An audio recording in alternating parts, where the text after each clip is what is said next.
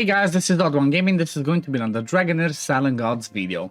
In today's video, I want to show you a pretty fun team, and this one actually is my personal record when it comes to the Temporal Vortex. Like, this one's not one of the easiest ones, I'm not gonna lie, to try and get yourself the top damage. As we know, getting to 25 million is kind of like the goal, because the reward is over here at 25 million as the capped one for difficulty 4. However, this time, like, you know, I tried to push my team to the limit based on what we have bonus for this week. Because as far as, you know, if you already got to stage 3 or 4, you know that every week there's different bonuses that, like, you know, change, and that might help you for 1 week, then the next one might just take you down. So, for example, this week, we have derivative damage taken by bosses is increased by 40%. So this means, you know, some Dauntless heroes are going to be good, Poison heroes, Flora teams, you know, because in Wild teams, the only one that does derivative damage, unless I'm wrong, is Flora. So this one for teams like Flora are going to be massive. But the next part is actually something that's amazing, and that's when an ally receives healing, they gain a shield equal to 50% of the healing.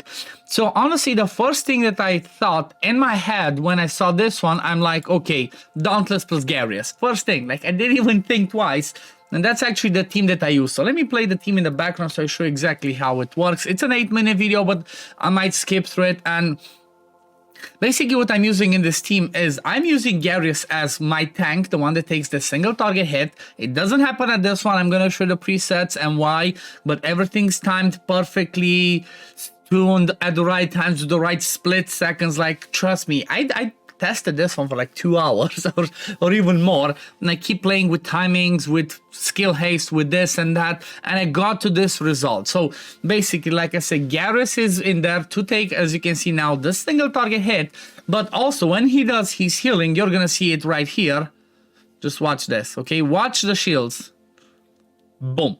So he, not only does he bring massive healing, but he brings those massive shields specifically for this one. If you have several legendary artifacts, you might already have the staff. I think it's called Gatekeeper. I'm not too, you know, I don't know all, as much all the legendary artifacts. I only have 2, you know, I'm kind of almost free to play. But yeah, it's basically this week's rotation is kind of like the equivalent of having that staff on Garius. Is just the way that that staff works is any excess healing is converted into a shield. But this one is just straight up. Not only does it heal, but it also gives 50% of that healing value as a shield. So because Garius can do some insane heals based off of the defense, you're gonna see now, look at that, what's that, 55,000 heal. That means there's like, what, almost 28,000 shields. So it allows you to absorb a lot of damage. So that's my Garius, first of all. Then the second one is my cheat code of my account, arguably the best legendary I have on my account. When we're talking about overall utility, you know, no disrespect to Filto. I love my Filto. He's amazing. He just melts stuff. But Miss Reja is the second one in this team, and she is just so amazing. She's like, oh my god.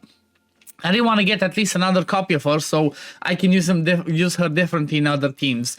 And the reason why she's so good is because her overall kit is insane. On the passive, she has, she procs it, I don't think it says that, but I think she procs that passive every 20 seconds.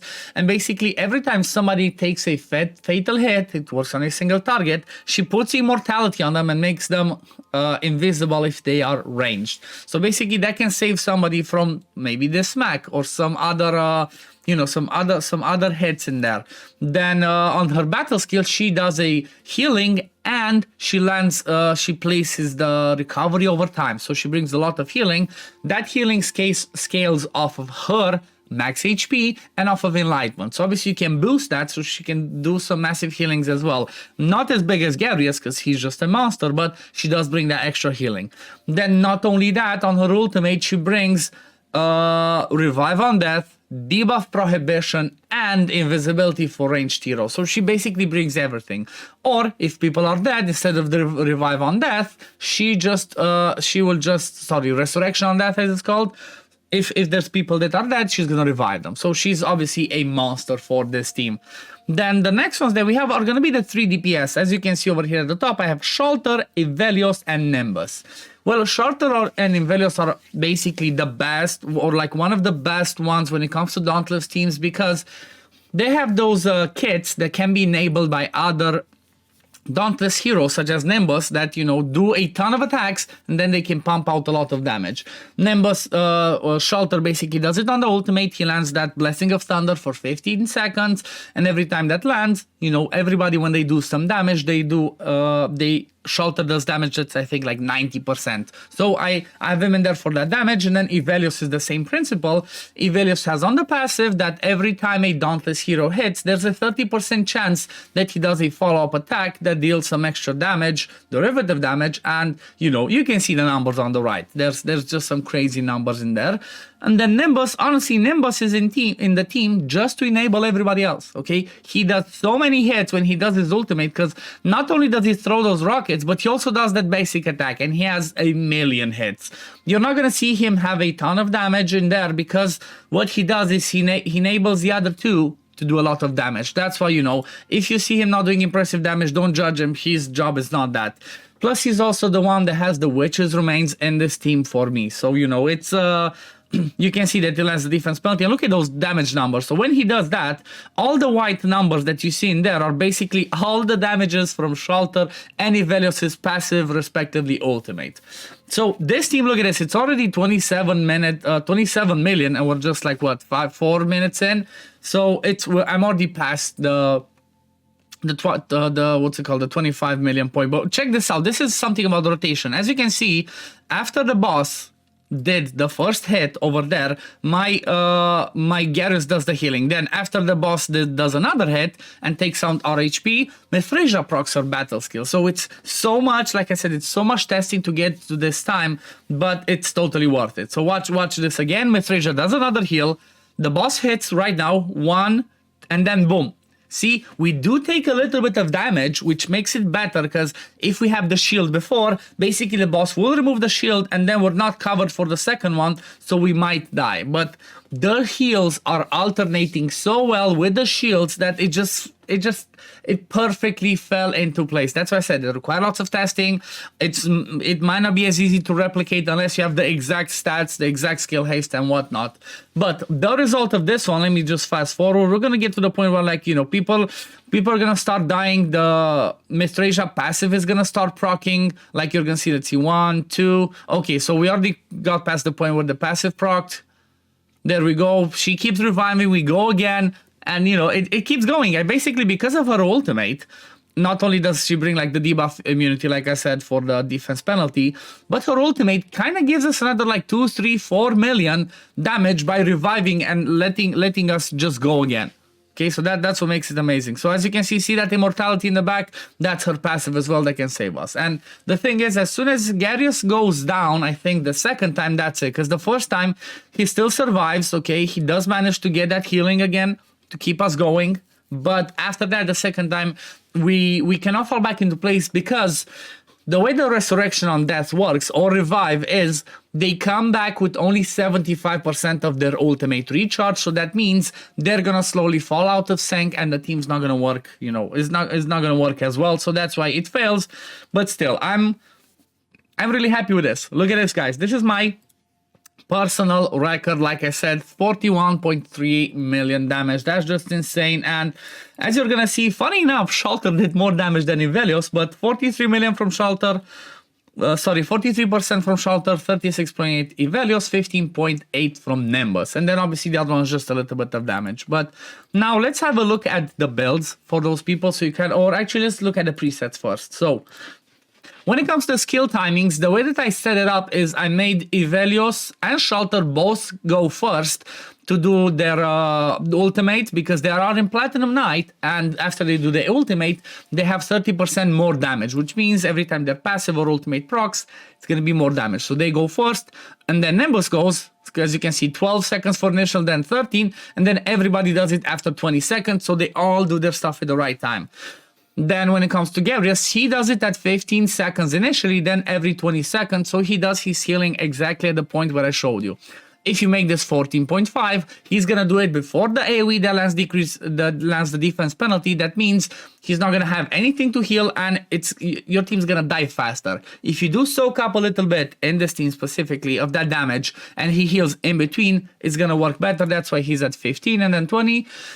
And then Mithrasia, she does her initial ultimate at 29 seconds, so basically after a full rotation, because I want her to do this ultimate so she lands invisibility on all the ranged ones and herself, so that when the boss does that single target hit, it will always go on Garius, okay? Because otherwise, it's gonna go on her because she has the highest HP, as, like I mentioned earlier, her healing scales off of max HP and enlightenment. And then after that, every 20 seconds.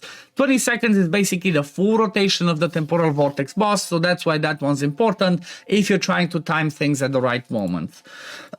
Now, when it comes to the builds, I'm gonna try and not stay too much on them, but basically, Shelter with a Violink and as much enlightenment and attack as I could, but also some survivability. You need to have a little bit of survivability because if everybody's too squishy, it's gonna, they're gonna start dying early, the rotations are gonna be all over the place, and that's not gonna help. So try and make sure that the way your team goes is if people start dying, everybody should die at the same time. Not somebody dies a little bit too early, somebody dies later. Try to keep it balanced. This specific team starts failing when Garius starts dying from that single target hit. Apart from that, we keep going. So like I said, enlightenment, attack, basically as much as I can. And like I said, Platinum Knight for this ultimate boost and more attack and enlightenment.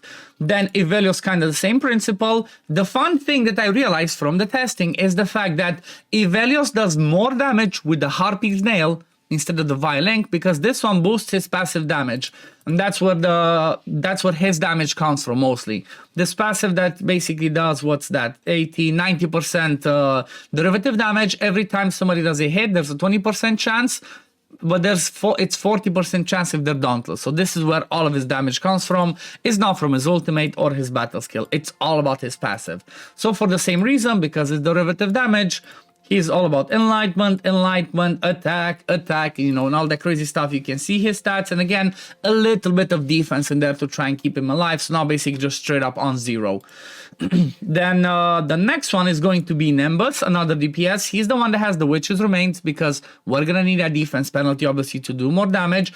But then I have him in a Gambler. Okay, I do have him in a Gambler set because he does 1,000,000 hits on this one. He has a low attack interval. He puts attack speed up on himself every time he gets a buff. Mithrasia puts buffs on the battle skill, so that's massive. So he's just going to be hitting a lot. Okay, he's going to hit a lot, so Gambler is the best one for him with attack percent, crit damage, some crit rate, as much as I could. And again, you see I do have a little bit of defense, so basically trying to keep people at roughly the same level of defense and HP, have a little bit of balance of survivability.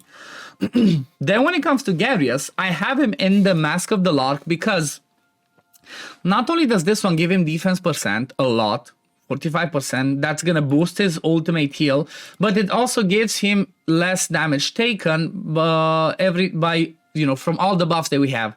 And because Mithrasia goes before he gets that stun, she's gonna place 2 buffs on him. Okay, she's gonna place the debuff immunity and the resurrection on death. That means that 6% damage reduction. If she also used her battle skill and we still have the recovery over time, that's 9% damage reduction. So the more buffs he has, the more damage reduction he can get, up to 15%, and that's huge. And then after that, I have him in an Ancestral Protection, so he soaks up some of the damage from everybody else, because obviously he's going to be the tankiest, but with a defense percent chest, defense percent glove, and then as much defense percent as I could in every other piece. That's all that you care about him. You only want him to have as much defense as possible with, like I said, the Ancestral Protection. And then the last one's gonna be Mithrasia. I have Mithrasia in the Brotherhood Spirit 3-piece set because every time she does her ultimate, she boosts the attack of everybody by 15%, for 10 seconds. And as you saw, the way the rotation goes is Mithrasia does her, let me show you play it a bit. So Mithrasia does, when she comes the second time, the ultimate over here, okay, just before the stun. So she should do this one next time around. And then a few seconds after, everybody else goes. So which means when everybody does their maximum damage possible, we have the increased attack from the Brotherhood Spirit, plus we have the Platinum Knight on Shelter and Ivelios and all the good stuff. So that's why I have Mithrasia with that one instead of Garius. I could put Garius on that one and he does it later, but I'm not sure. Maybe that would be better. You just could swap them. But who knows? And yeah, what I focused on her is enlightenment, some defense and skill haste. I noticed that I had to have 54 skill haste on her.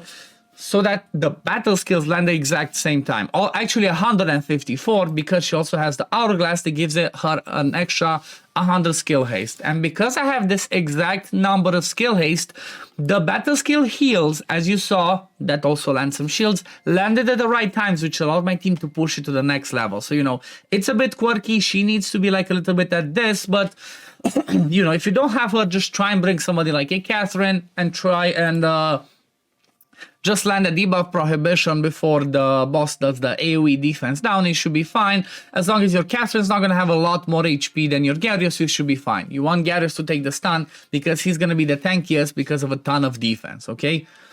But yeah, I guess this is going to be it for the video today, guys. Oh yeah, and I also use the defense aura from Gyarius because I wanted those heals and those shields to be bigger from him. But yeah, I guess this is it. This was my team for today. I'm really happy that I managed to hit a personal record on Temporal Vortex. This is the first time ever I did so much damage. I think before this one, my maximum was like 36 or 37 million, or maybe even lower when I had a rally team. So getting a new achievement, you know, for this personal record, I'm really happy about it. But anyway, this is gonna be it for the video today, guys. I hope you enjoyed it, and if you did, don't forget to like this video, subscribe to the channel to see when I upload next, and I'm gonna see you on the next one. Peace, love, take care, everyone. Bye, guys.